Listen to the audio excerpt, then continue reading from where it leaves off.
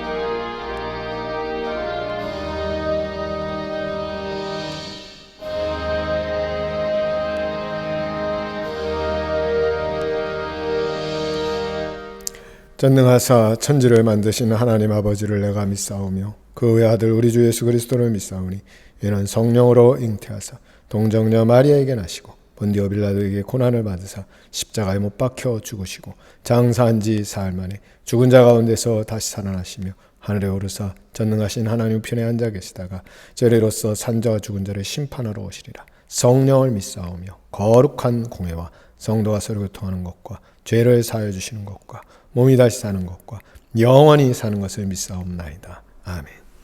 찬송 582장 1절만 찬양하시겠습니다. 582장 찬송입니다.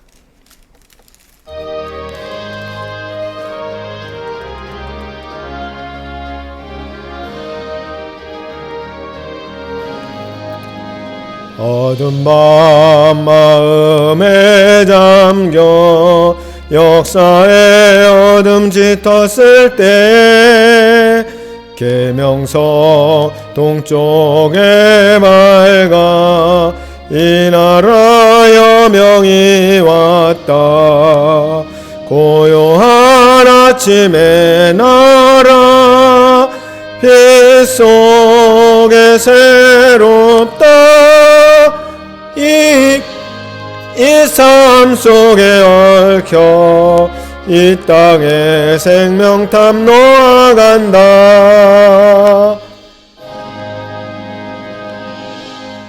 하나님 말씀 보겠습니다. 하나님 말씀 요한복음 1장 34절 말씀입니다. 요한복음 1장 34절 말씀 봉독하겠습니다. 내가 보고 그가 하나님의 아들이심을 증언하였노라 하니라. 아멘. 같이 기도하시겠습니다. 아버지 하나님, 이 시간 우리가 진리의 말씀을 배우기 원합니다. 주님 말씀하시고 들으며 은혜 받으며 깨닫는 귀한 역사의 시간 되게 주님 우리를 붙들어 주시옵소서. 우리 구주 예수 그리스도의 이름으로 감사하며 기도드리옵나이다. 아멘. 오늘은 예수님의 여기 말씀에 하나님의 아들이라는 고백에 대해서 좀 생각해 보려고 합니다. 예수님을 시험할 때에 사탄이 이렇게 얘기했습니다. 네가 만일에 하나님의 아들이거든 이 돌들이 떡덩이게 되게 해라. 또는 내가 만일에 하나님의 아들이거든 뛰어내리라. 그래서 하나님의 아들이냐? 라고 이렇게 아주 도전적으로 질문했습니다.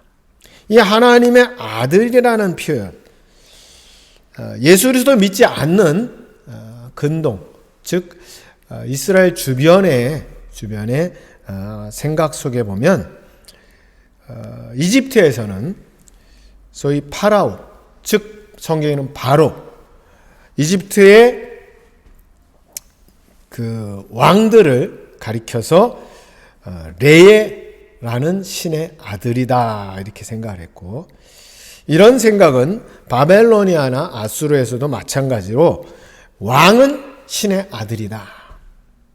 신약 시대에는 로마의 황제들을 또한 역시 신의 아들이라고 호칭을 했습니다. 물론 우리 가까운 일본이나 뭐 이런 데도 그런 영향이 좀 있죠.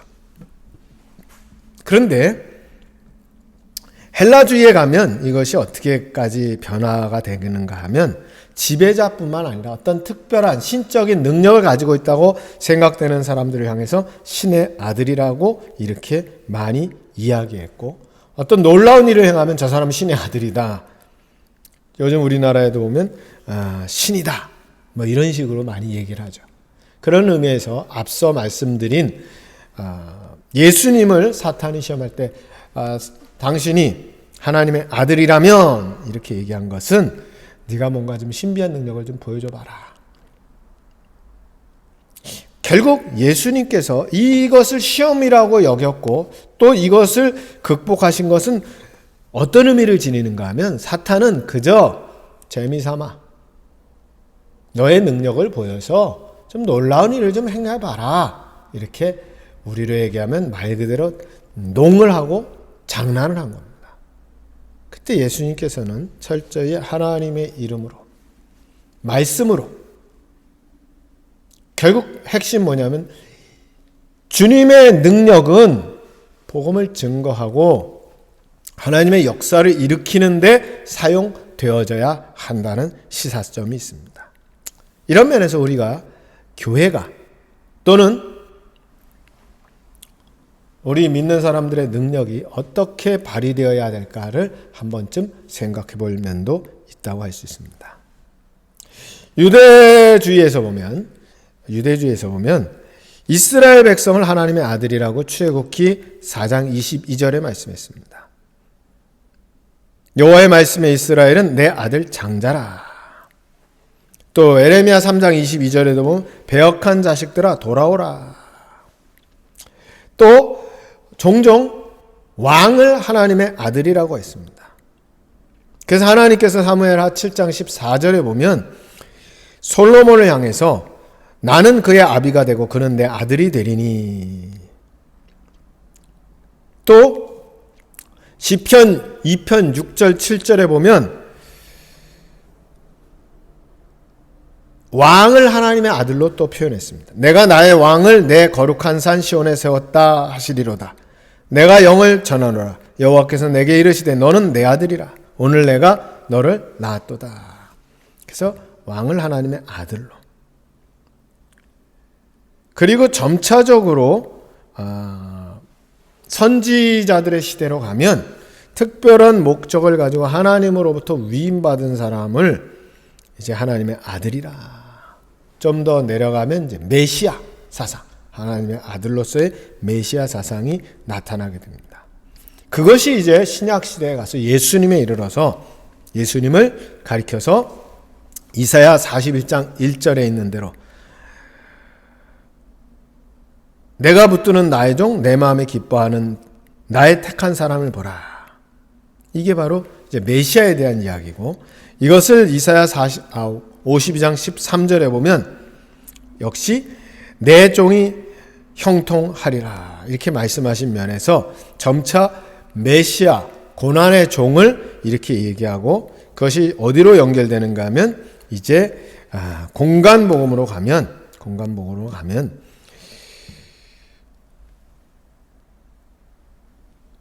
예수님을 가리켜서 메시아요 동시에 하나님의 아들이라 이렇게 표현합니다. 마태복음 16장 16절에 가면 시몬 베드로가 대답하여 가로되 주는 그리스도시요 살아계신 하나님의 아들입니다. 그러니까 그리스도 메시아이면서 당신 하나님의 아들입니다. 예수님께서 친히 자신을 신문하는 마태복음 26장에 보면 대제사장이 너는 과연 하나님의 아들 그리스도인지 우리에게 말하라 할 때 예수님 말하기를 내가 말하였다.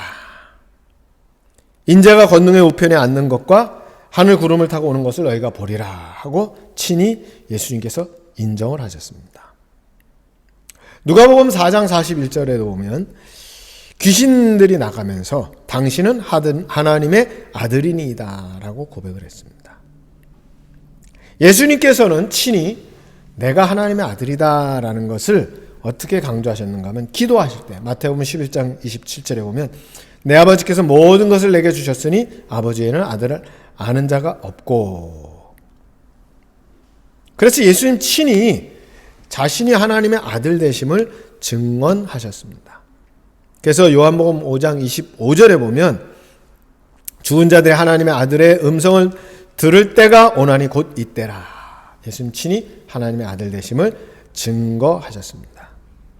또 포도원 비유에서도 역시 예수님께서 친히 자신이 하나님의 아들됨을 증거하셨고, 또 누가복음 22장 29절에 보면 제자들을 임명하실 때도 내 아버지께서 나라를 내게 맡기신 것 같이 나도 너희에게 맡겨 할 때 내 아버지라는 특수한 아들됨을 말씀하셨습니다.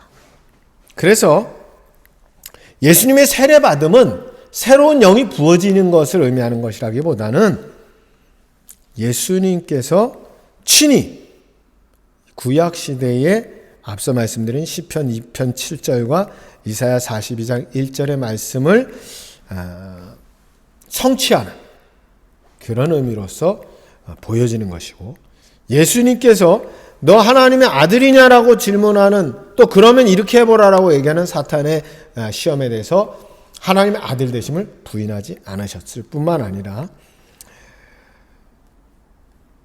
변화산에서 하늘의 소리가 나서 이는 내 아들 나의 아들 곧 택함을 받은 자니라는 음성을 통해서 친히 하나님의 아들 되심을 보여주셨습니다. 그런 의미에서 예수님이 하나님의 아들 되심을 이 요한복음에서는 아버지와 아들과의 관계로서 100회 이상 이렇게 나오고 있는데, 그건 어떤 의미냐면 하나님의 유일하신 독생하신 아들이라고 성경은 이야기합니다. 요한복음 1장 14절에 보면 아버지의 독생자의 영광이요 은혜와 진리가 충만하더라. 또 예수님 친히 내가 인자로서 마태복음 16장 27절에 보니까 인자가 아버지의 영광으로 그 천사들과 함께 오리니, 인자라는 표현을 통해서 신의 아들, 하나님의 아들 되심을 증거하셨습니다. 그러면 그 특징이 뭘까? 하나님의 아들 되심의 특징은 하나님이 예수 그리스도 이 땅에 보내심, 그리고 하나님이 그 아들을 사랑하심, 이런 의미를 지닐 뿐만 아니라 예수님 친히 기도하실 때에 요한복음 3장 35절에도 보면 아버지께서 아들을 사랑하사 만물을 다 그 손에 주셨으니, 즉 예수님께서 자의식으로 하나님의 아들 되심을 기억하고 또 말씀하고 있습니다. 그러니까 오늘 본문에 보면 요한이 말할 때 내가 보니까 그는 하나님의 아들이십니다 라고 하는 말은 당시 헬라 사람들이 생각하는 특별한 존재다라는 걸 넘어서서, 특별한 능력을 가진 존재다라는 걸 넘어서서 하나님의 독생하신 아들이다. 그분이 이 땅에 오셨다. 구약의 선지자들이 기다리고 소망하던 메시아이신 그분, 인자, 다니엘 선자가 봤던 그 환상 중의 인자, 하나님의 아들, 그분이 바로 우리 가운데 오십니다. 그래서 성경에 보면, 요한복음에도 보면 이런 부분을 여러 번 얘기하고 있는데, 나다나엘이 입을 통해서 뭐라 했는가 하면 당신은 하나님의 아들이시오 당신이 이스라엘의 임금이로소이다. 예수님 나다나엘을 보시고 너는 참 이스라엘 사람이구나 라고 할 때 나다나엘이 그렇게 고백했습니다. 이 고백을 통해서 말씀 우리에게 예수님께서 하나님의 아들 되심을 증거하고 있는 겁니다. 또 요한복음 11장 27절에 보면 마르다가 예수님을 가리켜서 주는 그리스도시요 세상에 오시는 하나님의 아들이신 줄 내가 믿나이다. 고백이죠. 결국 요한복음의 기록의 목적을 요한이 이야기할 때 요한복음 20장 31절에 오직 이것을 기록하면 너희로 예수께서 하나님의 아들 그리스도이심을 믿게 하려 함이요 또 너희가 믿고 그 이름을 힘입어 생명을 얻게 하려함이니라 라고 말씀했습니다. 결국 가장 중요한 건 무엇인가 하면 예수님이 하나님의 아들 되심, 이것을 믿게 하고자 하는 것이 요한복음의 목적이다. 오늘 우리의 삶의 가장 중요한 목적은 뭐냐? 예수 그리스도가 하나님의 아들 되심을 믿는 것이다. 거기서부터 우리의 삶의 문제들이 해결되고 풀려나가는 겁니다. 그걸 고백하느냐 고백하지 않느냐, 그걸 고백할 때 나의 주인이 하나님 되심을 고백하게 되는 겁니다. 오늘 하루도 나의 주인이 하나님 되심, 나를 주관하시는 분이 하나님 되심, 나를 인도하시고 보호하시고 함께 하시는 분이 하나님 되심을 인정하고 승리하는 우리 모두가 되기를 주님의 이름으로 축원합니다. 기도하시겠습니다. 세례 요한은 예수님을 보고 그가 하나님의 아들이심을 내가 증언하노라 라고 고백하고 있습니다. 오늘 우리가 예수 그리스도를 구주로, 예수 그리스도를 하나님의 아들로 믿고 신뢰하고 그 안에서 우리의 삶을 살아갈 수 있는 주의 사람들에게 주님 역사하여 주시옵소서. 우리 구주 예수 그리스도의 이름으로 감사하며 기도드리옵나이다. 아멘. 찬송 568장 1절 하시고 주기도로 예배를 마치겠습니다.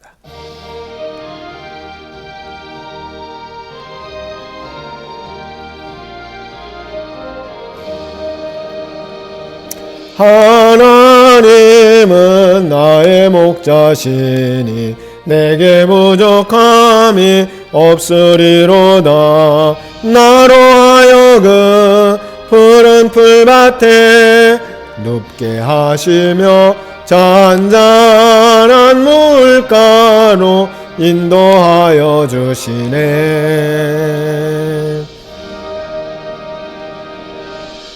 하늘에 계신 우리 아버지여, 이름이 거룩히 여김을 받으시오며 나라의 임하옵시며 뜻이 하늘에서 이루어진 것 같이 땅에서도 이루어지이다. 오늘날 우리 일용할 양식을 줍시고 우리가 우리에게 죄진 자를 사해 준 것 같이 우리 죄를 사해 줍시고 우리를 시험에 들게 하지 마옵시고 다만 악에서 구하옵소서. 그 나라와 권세와 영광이 아버지께 영원히 싸움나이다. 아멘.